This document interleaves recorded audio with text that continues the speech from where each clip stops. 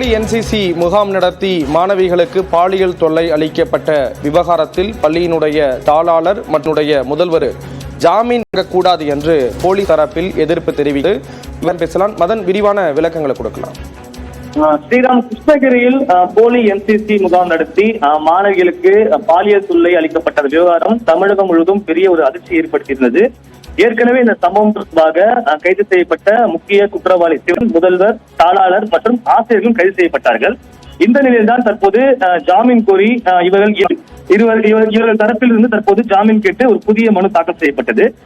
இந்த மனுவானது நீதிபதி தனபால் முன்பு விசாரணைக்கு வந்த போது இந்த ஒரு சம்பவத்திற்கும் தங்களுக்கும் எந்த ஒரு நேரடி தொடர்பும் கிடையாது, எந்த வகையான தொடர்பும் கிடையாது, சந்தேகத்தின் அடிப்படையில் மட்டுமே தங்களுக்கு எதிராக இந்த வழக்கு பதிவு செய்யப்படுவதாக அவர்கள் தரப்பில் ஒரு வாதம் எடுத்து வைக்கப்பட்டது.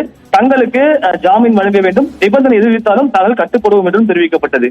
ஆனால் இவர்களுக்கு ஜாமீன் வழங்கக்கூடாது, இவர் ஜாமீன் வழங்கினால் முக்கிய இந்த வழக்கின் விசாரணை பாதிக்கும், அது மட்டும் இல்லாமல் ஏற்கனவே கைது செய்யப்பட்டு பின்னர் தற்கொலை செய்து கொண்ட சிவராமனுக்கும் இவருக்கும் நெருங்கிய தொடர்பு உள்ளதாக காவல்துறை தரப்பில் தெரிவிக்கப்பட்டது. இந்த ஒரு வாதத்தை ஏற்றுக்கொண்ட சென்னை உயர்நீதிமன்றம் இவர்கள் தாக்கல் செய்த ஜாமீன் மனுவை இன்று தள்ளுபடி செய்து ஒரு உத்தரவு பிறப்பித்துள்ளது. ஸ்ரீராம்.